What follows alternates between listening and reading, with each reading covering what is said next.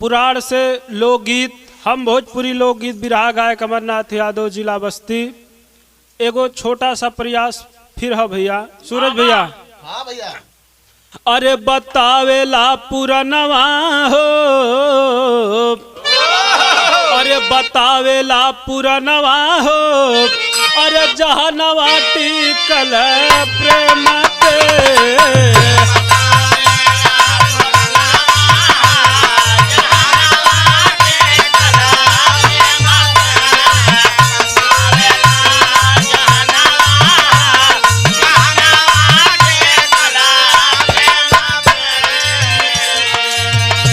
अंतरा में कहना है, सतयुग में भस्मासुर पाके वरदान हो,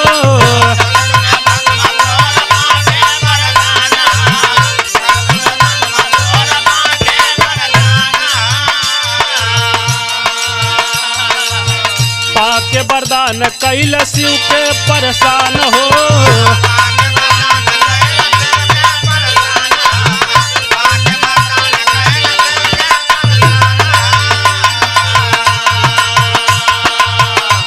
जल परनवा हो,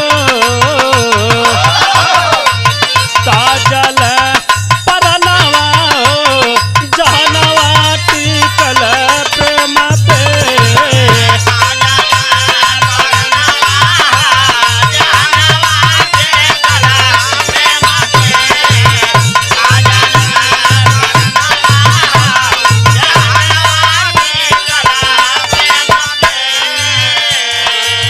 त्रेता में राम खाय झूठी हो बैरिया,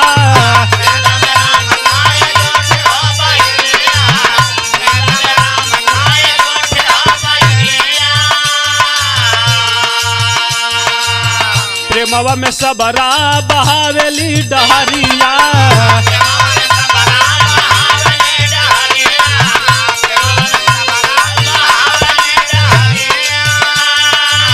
त्रेता में राम खाय झूठी हो बैरिया, प्रेमवा में सबरा बहावेली डहरिया।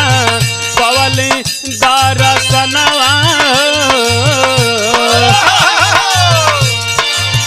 पवली दरसनवा हो, जहनवा टिकल प्रेम पे।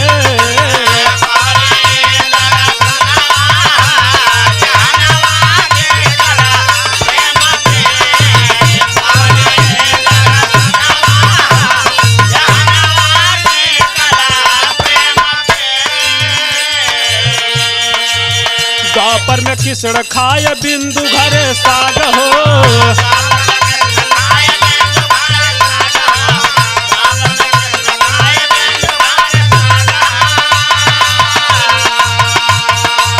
दुर्योधन के घरवा कमेवा दिहल त्याग हो।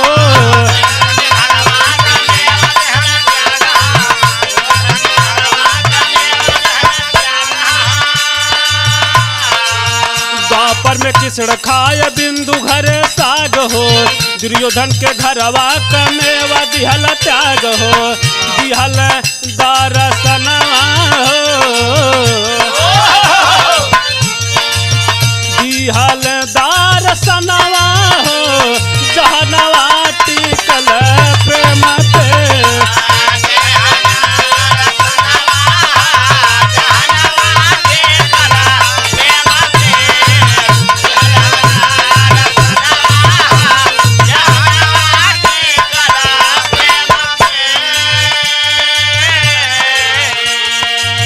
प्रेमवा में होई गईल रौरा दरसनवा,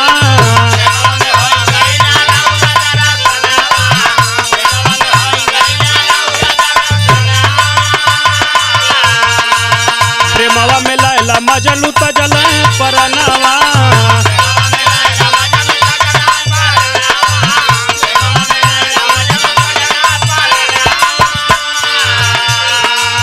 प्रेमवा में होई गईल रौरा दरसनवा, प्रेमवा में लैला मजनू तजल परनवा।